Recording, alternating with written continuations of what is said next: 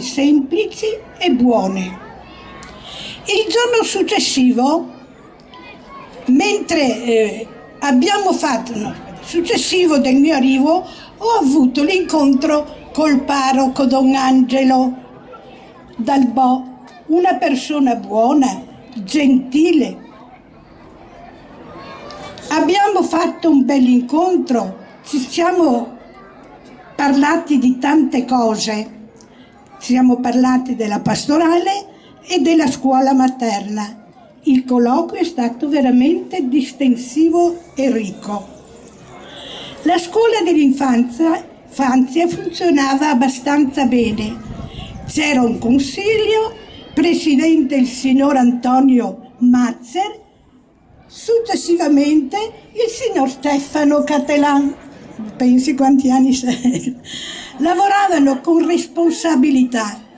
Anche i consiglieri erano bravi.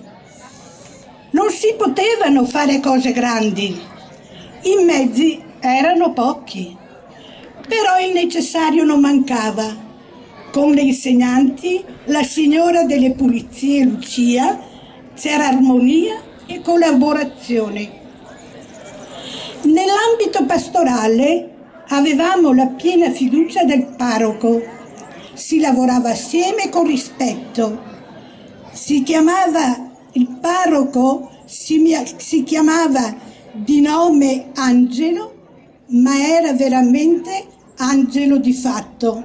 Questo lo potete dire anche voi.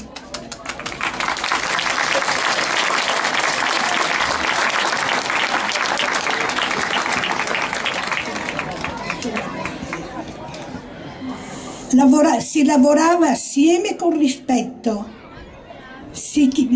e unità, superando le difficoltà. C'erano delle difficoltà, certo che c'erano, però le superavamo perché ci rispettavamo ed eravamo uniti.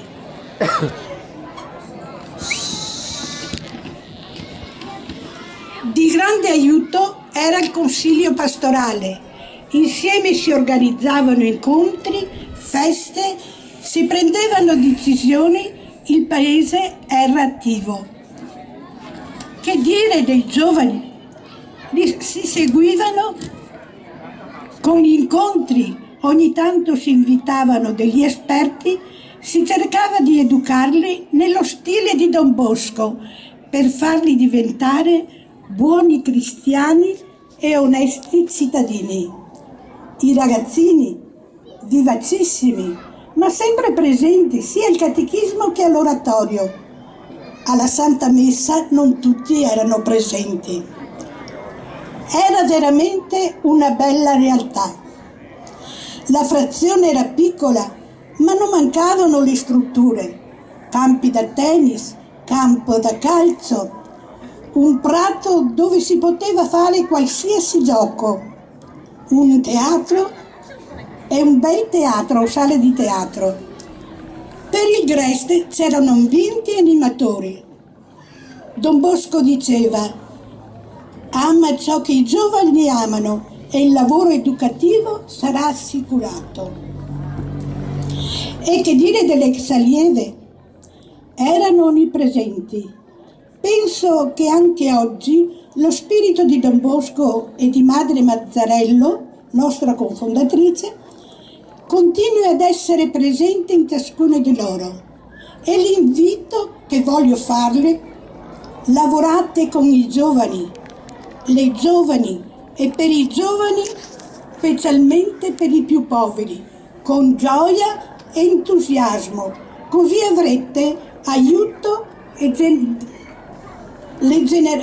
in questo modo aiuterete le generazioni di oggi e di domani. Infine, la partenza delle suore.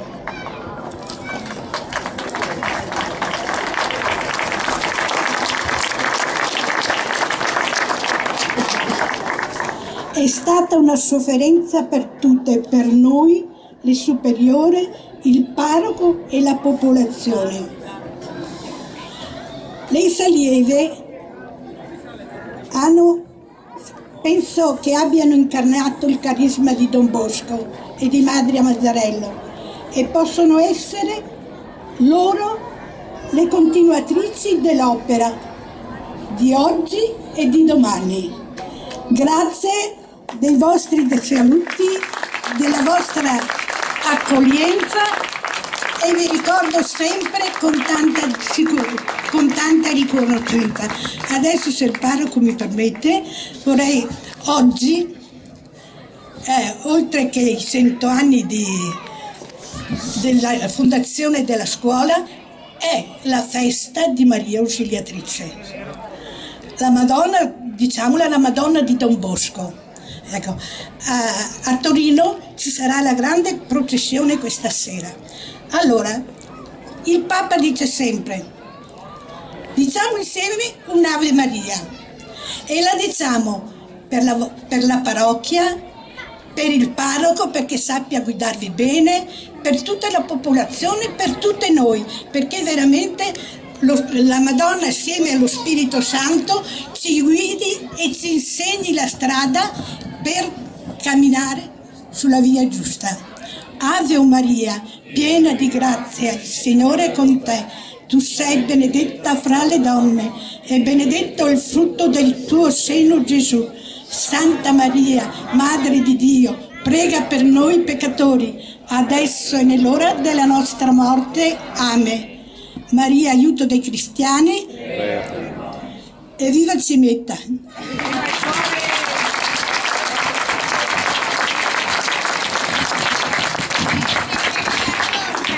Or get a lot of benefits from the opportunity of making experiments in what we call microgravity, or what is sometimes called weightlessness.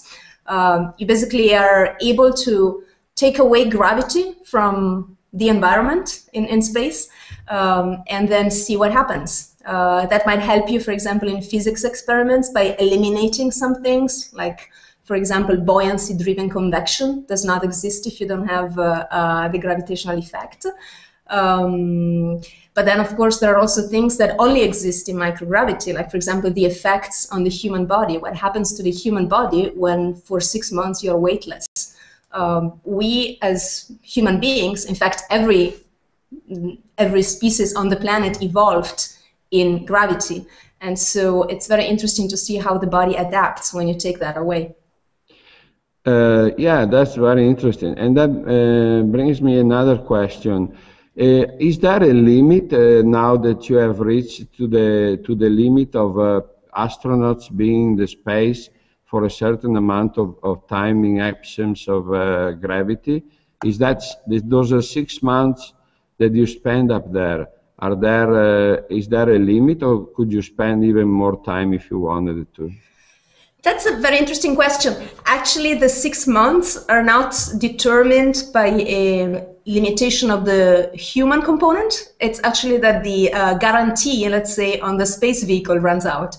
We fly to the space station with the Soyuz vehicle, and the manufacturer guarantees that the Soyuz will work for roughly those 6 months. So that's how the crew rotation actually is determined. After 6 months, you have to bring your vehicle home, because you are sure that within that period, your vehicle is going to bring you home safely. But interestingly enough, in 2015, I believe, so in a couple of years, we will have 2 crew members, one Russian and one American, staying on board of the space station for 1 full year. So there's going to be a short duration crew that will take care of rotating the vehicle, of bringing up a fresh Soyuz and bringing down the old one. But those 2 people will stay on board for what we call 2 increments. And so we will see what happens to them staying in space for 1 year. It's actually not the first time, but for sure now on the space station we have a better way of really observing scientifically what's going to happen in terms of physiological and also psychological adaptations in such a long flight. So let's say if we were to set a record, it would be like a year up to now, the record that has been set in absence of gravity for the human body? I think I'm not much of a trivia person. I remember those things not very well, but I think, yes, the longest space flight should have been roughly 1 year. 1 year. And how do you and your crew member prepare for such an event? When does it start? A couple years prior to the mission, or how does it work? Well, in a way, I guess you prepare for a space flight all your life, because there is so much that you bring into it that is just part of you, your experience, and all the skills that you have accumulated throughout your life. But yes, to answer your question more specifically, of course, we enter in what we call the training flow. Roughly, you're right, a couple of years before the flight, depending on whether you're a rookie, so you've never been in space before, or you're somebody who's already a veteran, you're experienced. So some of the stuff that you've done in the past, you don't have to fully repeat. You will just do some proficiency training. So depending where you stand in terms of your previous training and proficiency, it will be a little bit different, but roughly 2 years is pretty much what it takes right now to get ready for 6 months on the station. So you and your crew member work, I suppose you do as a close team, and you become, you know each other very well in case something that you have to do in space. But what are your, do you talk about when you meet, and I'm sure you meet briefly together to talk about this. What are your expectations, your emotions of thinking of going into something that we're earthlings here, we can only think about and just imagine how it is, but what is it like, the expectation of being put in such a place, and then you will be sent up into space like that? I mean, it has to be something that moves your whole person, your physical realm, and your psychological one too. How do you prepare for that? Well, I think there are some aspects of spaceflight, as I guess any really very intense experience, that you cannot really imagine until you are really in it. I mean, you can listen to the accounts of other people, but then it is very personal how you will react to some very intense emotional moments, like, you know, the launch, or arriving to the space station, or seeing the Earth for the first time, or just adapting to microgravity. All of those things, I think, have a very personal component. On the other hand, there's also training, and training, those 2 years of training, which is, you know, it's a pretty long time. The purpose of that training is actually to help you make this experience as familiar as possible. So ideally, nothing should be new. Ideally, the training has prepared you perfectly for everything, and you have rehearsed it so many times that nothing really is new.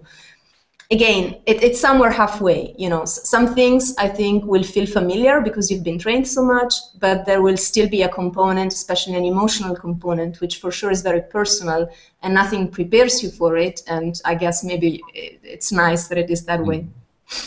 Great. And can you describe us how the ISS is inside? Is it possible to know how many rooms? And you told me that you have to exercise at least a couple hours a day. And how is it?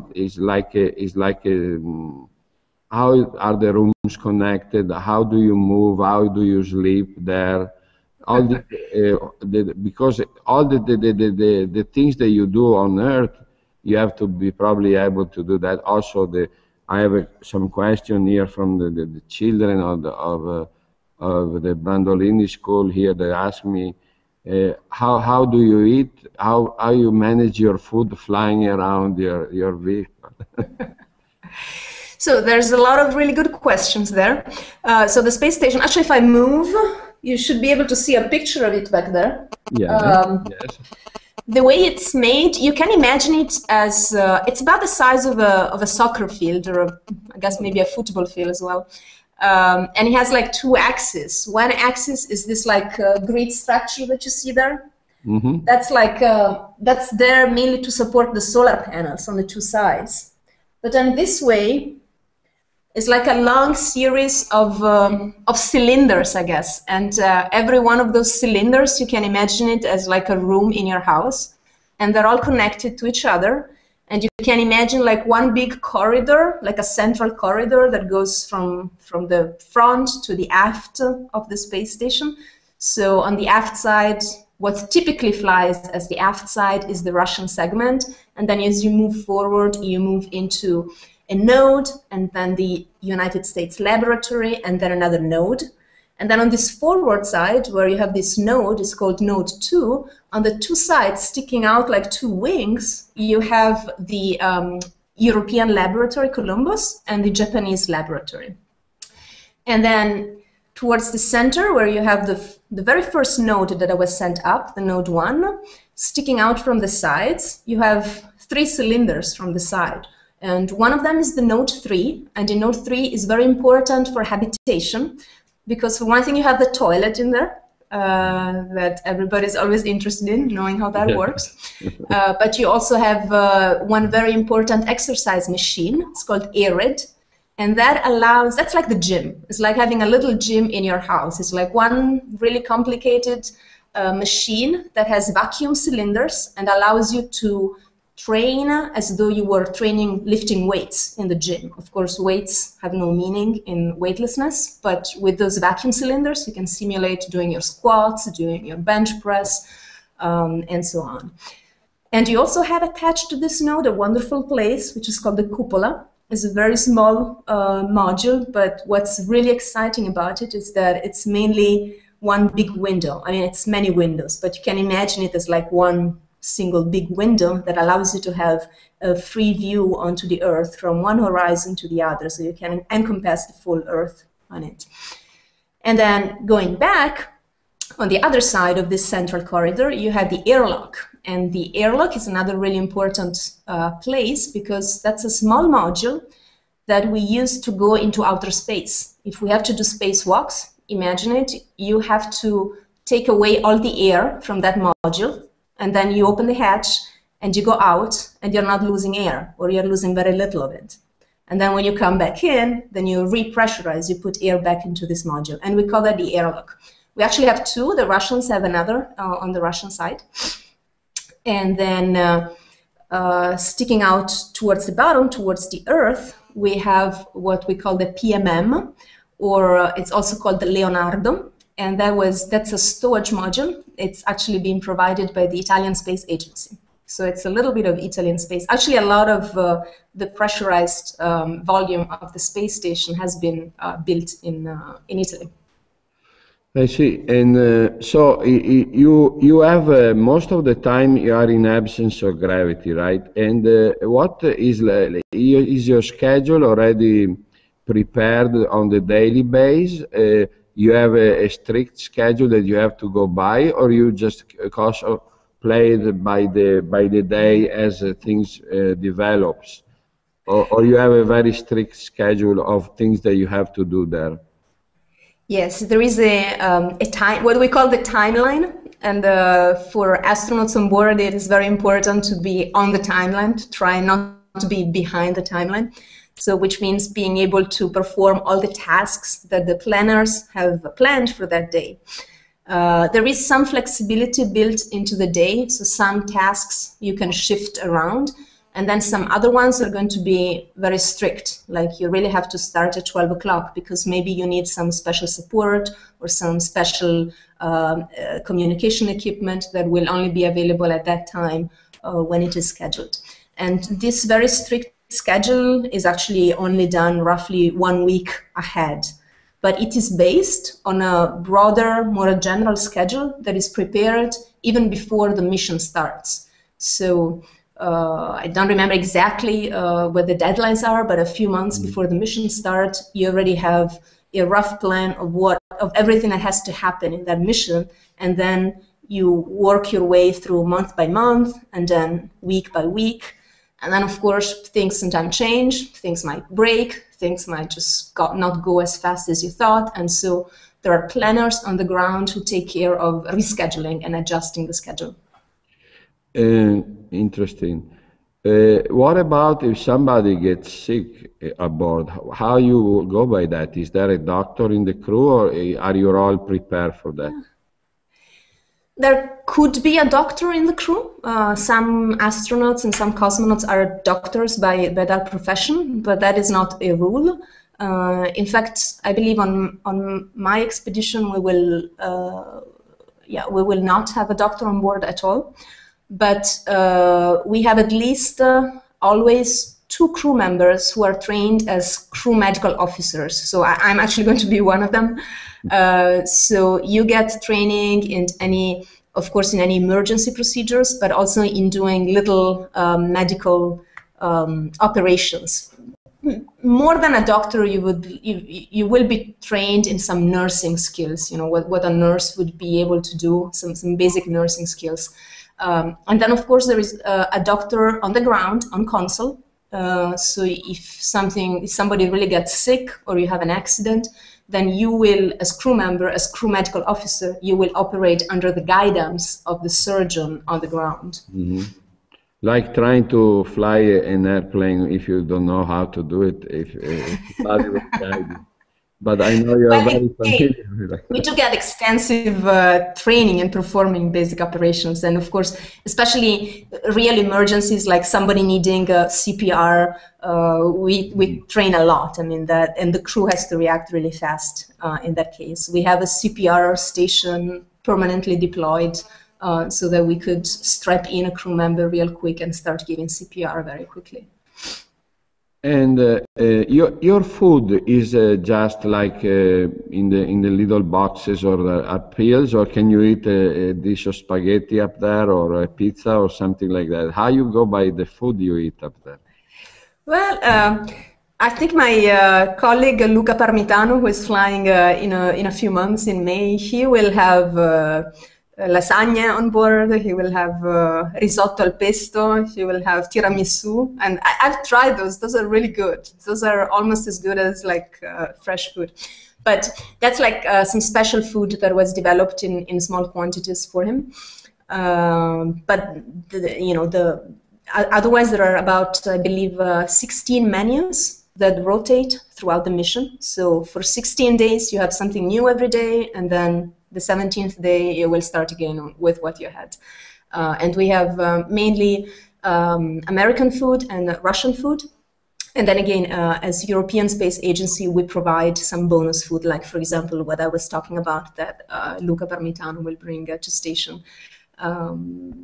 It can be dehydrated, like some are like pouches that you have to attach to the water dispenser, and you just fill them with water, either at ambient temperature or like hot water. And then every little package has instructions that tell you how much water to put in, how long you have to let it sit. So you just follow the instructions, and after that you will have a tasty meal or a tasty dish. Some other meals are just in pouches that are thermostabilized. So you just put them in a little electric oven that we have. It looks like a little suitcase. You put in your pouches, you close it, you let it there for 20, 40 minutes, depending how warm you want it, and then it's ready to be eaten. Some food is just in the natural form, like little snacks or cookies or stuff like that. They're just repackaged, but they're pretty much the same as they would be in the supermarket. Yeah, that's about the main types of food. Sometimes you get fresh food when a new vehicle comes up, like a resupply vehicle. It might have some fresh food in it that you have to eat quickly, though, because you have no way of storing it. You cannot just freeze it. So those are the little treats that you get once in a while. And how are you dressed inside the ISS? Can you be casual, or you have to have a certain type of dress when you are inside? Yeah, the supplies of clothes are pretty much standards. You have you can say, I think I haven't gone through that process again, but as far as I understand, at some point before you fly, you will get a brief where they will present you what kind of clothing is available, and then you might have some flexibility in deciding, hey, I want more shorts, or I want more long pants, or I want more t-shirts, or I tend to be cold, I want a couple more sweaters, stuff like that. But it's pretty much from whatever is already in the complement. So the temperature, I believe, is kept equal by, like, if air conditioning, and all your power comes from the solar power, right? Yes, we are fully green on the space station. So all the power comes from the solar arrays, and of course it takes some planning and some managing. We have people on the ground who take care of making sure that we always have a good power balance, that we do not consume more than we are producing with the panels, and that's typically not an issue, but sometimes it could be. How is the waste being taken care of? How do you destroy it with chemicals, or how does it go? All the trash that you Yeah, that's a very good point. Trash management is a big issue. And basically all those resupply vehicles that come to station to bring goodies, and we have several of them. We have the Russian Progress, we have the Japanese HTV, we have the European Automated Transfer Vehicle, and then recently we've also had a couple of flights of the Dragon. And we should also have in a near future Cygnus flying. Well, actually I take it back. All those are resupply vehicles, but the first three I mentioned, the ATV, the HTV, and the Progress, those also serve as trash disposal. Those are all vehicles that burn up at re-entry, so they do not make it to the surface. They burn up destructively in the atmosphere. And so before they leave, we fill them with trash, with everything we want to get rid of, and then they leave, and all the trash burns up with them in the atmosphere. Mm-hmm. I have a question here from Tim Holloway. He says, what kind of attention have you gotten for being the first Italian woman astronaut? What kind of attention? Attention have you gotten for being the first Italian woman astronaut? There was some media attention for sure when I was selected, and again when I was assigned to a space flight. Yep, that's it. And is there an outside mission that you are preparing? Like, are you going for a spacewalk? And if you do, how do you prepare? I would love to. I would love to, but I don't know. That really depends on the detailed plan for our mission that will be developed at a later time. It is still way too early, so it depends whether there will be a need for a spacewalk during my increment, and then who will be assigned to it. There is also a possibility of doing a spacewalk which is not expected, which is not planned, and that has happened in the past several times already. Because of course things can break, and you might be in the situation where you need to go out and fix them, and you didn't know it ahead of time. So that is what we call a contingency EVA, as opposed to a planned EVA. And EVA is the extravehicular activity, so that's the technical name of a spacewalk. So for you, it would be like going to the. For you, is the thing that you hope for most. Yeah. I mean that would be really a cherry on the cake. You like to do at least one time in their lifetime, right? Yes, I definitely would like to try that, but we'll see. Which, if it happens, you let us know. And who takes the pictures there? How do you go by photographing? Is that an automatic, or is somebody who takes care of that in the crew? During a spacewalk? No, during the entire mission. Is that someone entirely dedicated to taking picture, or you can do it as at will? How does it work? Yes, astronauts are free to take as many pictures as they want. In fact, there are many cameras on board, and typically you even have your own that is assigned to you for the time that you are up there. And it depends. Some astronauts take very, very many pictures. Some take less. It's really a preference thing. And you may take whatever picture you want, of course, but also the Earth observation community, the Earth observation people on the ground, they also have like specific targets for you on the ground to photograph, and they will upload those every day. They will tell you when you will pass above them, and so that you can be in the best conditions to actually catch the target. And so that is planned by the community, but you're also free to take any other picture that you want to take. Great. And how about, I have a question from 10 years old. If you have the perception of the light like we do here, do you have the perception of day and night from up there? Well, the days and nights go by very fast up there, because the station goes around the Earth once every 90 minutes. So every hour and a half, you make a full circle around the Earth, and you have a sunrise and a sunset. But of course, inside the station, we don't leave days in 90 minutes pace. That would be difficult. The crew just lives a normal 24-hour day. And it's based on the Greenwich time, the UTC. So the crew just, gets up, and the working day starts roughly at 8 o'clock in the morning UTC with a conference with the ground. And, I don't know exactly how the crew plays it, but I'm assuming that they have the lights up during the working day, and then at some point they just turn the lights off, and they simulate day and night that way.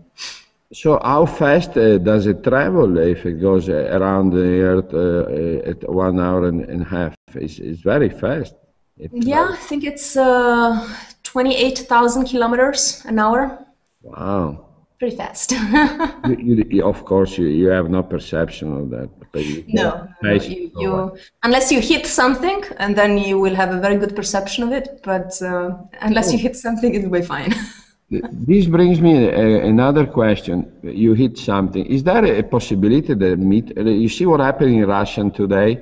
That there was a meteor shower in Russia. I don't know if you heard the news about. There were. I read something really quickly. Let's say. Possibility that a meteor might hit the space lab. Is that a possibility? Or that is extremely unlikely. Most of the things that are already in orbit, if they're above roughly a centimeter, are tracked. And so if there is a possibility of a collision with the station, the ground controllers will plan an avoidance maneuver. They will move the station into a slightly different orbit to avoid the possibility of a collision. Now, what happens all the time, and we cannot avoid that, is like impacts of micrometeorites, like really small particles that impact the station at a very high speed. And the way we deal with that is that all the pressurized elements of the station have like protection, like a micrometeorite shield around, so that the impact will never, we hope that you will never have something actually go through the hull and actually make a breach and have a loss of atmosphere. Now, of course, that is one of the scenarios that we train for, that we call emergency scenarios. It's called a rapid depressurization. So if you had, for example, in that case, a micrometeorites actually really breach through the hull and make us a hole, then that would be something that the crew would have to deal with quickly. Yeah, it's like being a pressurized airplane, right? Like if an object went through an airplane, it would act like that. If you are pressurized, right? All module is pressurized, so it can be punctured, or I see. Exactly. How high are you there? How far from the Earth are you up in the sky? How many kilometers? Not that far. It's actually about 400 kilometers. 400, huh? Yeah. So it's what we call low Earth orbit. Low Earth orbit. And what is your view of the other planets from up there? How do you see? because this was another question from a child here from the school. He say, how do you see the moon? How do you see Mars? I would say, I don't know, you answer the question. I don't know. I'll be able to answer that question better when I've actually been up there. Yeah, but it should be a different. So you are traveling between the moon and the Earth like in a corridor, or where do you see the moon when you orbit the Earth? Well, again, you're moving around the Earth very quickly, so the position where you will see the moon will also change very quickly. According to the position where you are. Yeah. Now, I have this question from my daughter Aurora, who is 10 years old. And, hello, Aurora. Aurora, and she also asked me if you could say hello to her. I did. Hello, Aurora. She say she would like to know when you developed a will of becoming an astronaut. When did the passion started? I think I was younger than Aurora. I was very young. I always said that I wanted to be an astronaut as a child already, which is the case for most astronauts, actually. Most of us have had this dream for as long as we remember. So it's something that you grow when you are a child, and it develops slowly into what you are today. And what is your dream as an astronaut? What is the thing that you would like really to do as your goal, as your expectation in the future? Well, again, on the short term, and I guess it's not really short term, let's call it medium term. So concerning my mission, of course, as I mentioned, I would really, really like to have an opportunity to do a spacewalk. Again, like most astronauts, I'm not very original there. And then if we look on the long term, of course, I would be thrilled if within my career as an astronaut, there will be a possibility of participating in a mission that goes beyond low Earth orbit. Mm-hmm. I have another question here from Michael Serson. It says, how does the space station stay in one location? What prevents it from floating away? The speed. No? Well, the space station is in orbit, so it becomes like a satellite. It kind of becomes like the moon in a way.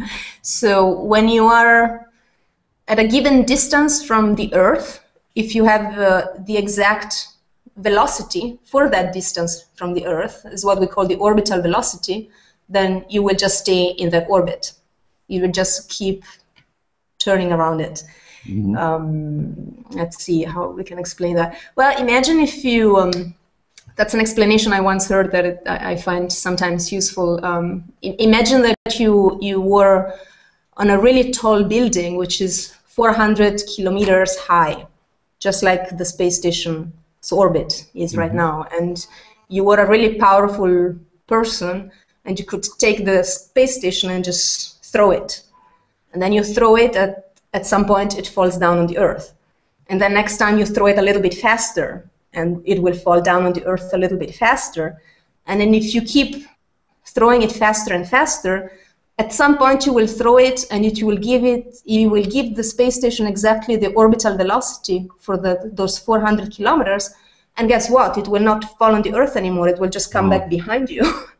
And then it will make another turn and another turn around the Earth. And that's just being on orbit. Now that is a little bit simplified. In reality, the altitude of the space station decays in time because, for example, you have some residual atmosphere, you have some residual molecules, atmosphere molecules up there at 400 kilometers. And so that creates some little residual drag. And so that is a factor that makes the space station come down slowly a little bit. So periodically, we actually have to reboost it. We have to bring it back up to whatever altitude we want it to be. Mm-hmm. And was that clear at all? Sure. I think It's like, is it like the game we were when we were kids? We put a rock on the end of a some string, and then we'll turn it like this, and by going like this, the rock will always go in the same direction, right? Somehow. Well, Somehow, yes. Somehow. I have another question here. If from Tara Mulder, she says, who inspired you? Who inspired, and who are your heroes? I don't know. I don't have heroes sticking out to me. I think throughout my life I've had lots of people that I looked up to, but I've never put people on a pedestal, like saying, you know, they're like heroes. I've tried to learn from everybody something, but yeah, I don't really have anybody that I would say that's my hero. In a way, everybody teaches you something, and everybody has something inspiring that you can take with you. And at the same time, everybody has limits. We're all human beings. And so I think it's an act of kindness to people not to put them onto a higher pedestal, because it's a very uncomfortable position for anybody to be in.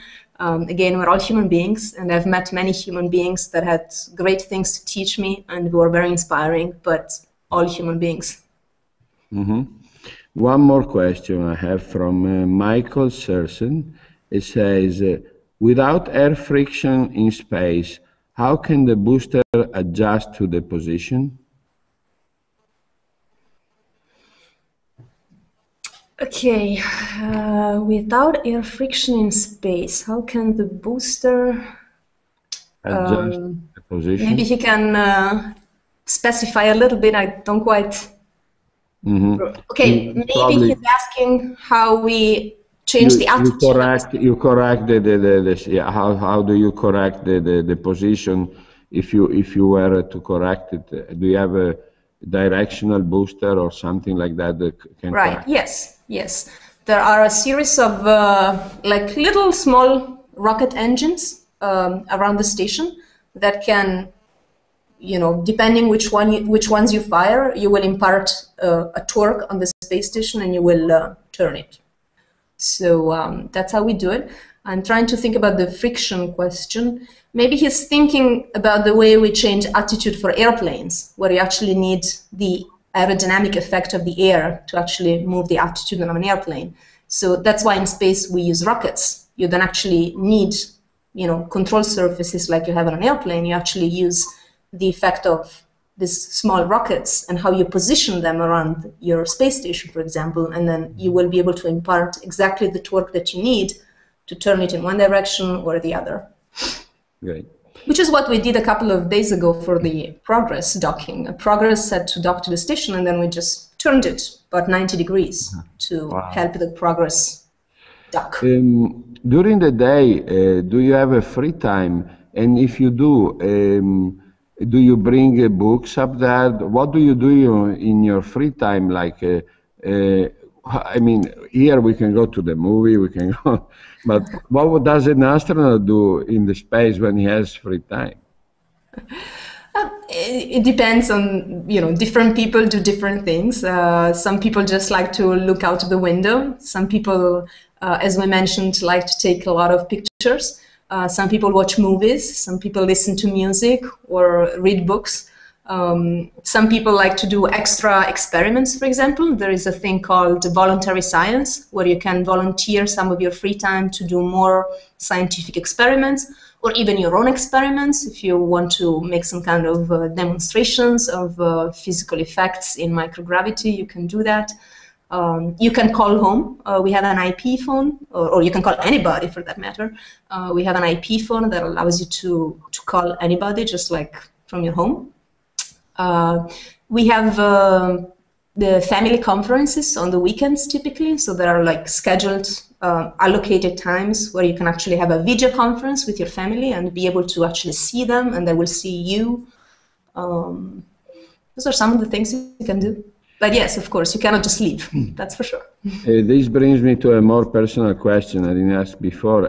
What about family? Are you married? You have children? How is your private life? If you want to talk about, or you can just keep the question. No, I typically do not talk about my private life. I can tell you that I do not have children, but beyond that. Okay, great. We'll skip to the next question then. All right. I have a question here from Alexander Sanchez de Miguel, and he asked me if I could make the question in Spanish.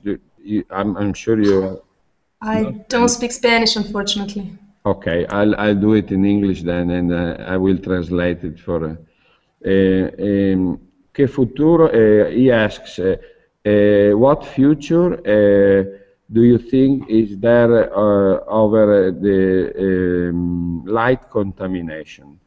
It says our planet is a lot of light contamination. How do you see that in the future? I'm going to put that in Spanish 1 second. No, it's not really. It's not. It doesn't have anything to do with. It's not my field of expertise. Okay. I really don't know. We skip to the other question. So, you think that the future of the space exploration will lead the human beings to go and live and maybe going to explore Mars? Like I was looking a couple of weeks ago. There was a project of some colonizations of Mars, something like that. That sounds really kind of fantastic. But how do you see the future in space exploration? Well, I think a way of looking at this question is like by trying to imagine for ourselves humanity in like 500 years or 1,000 years or whatever future reference works for you.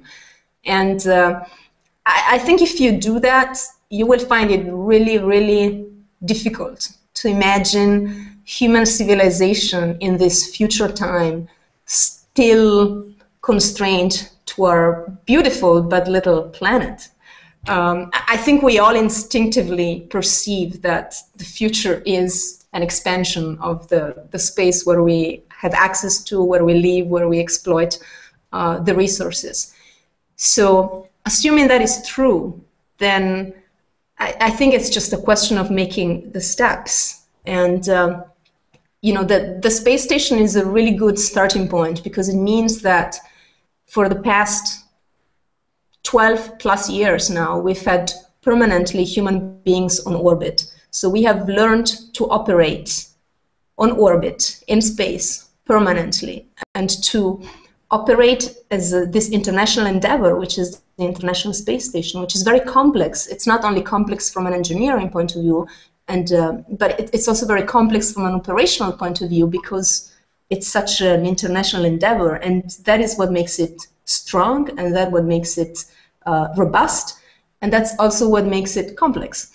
So that is a really, really good starting point to, you know, in the next years and decades, make the next steps so that at some point in the future, we are a multiplanetary species. So that's what I believe personally.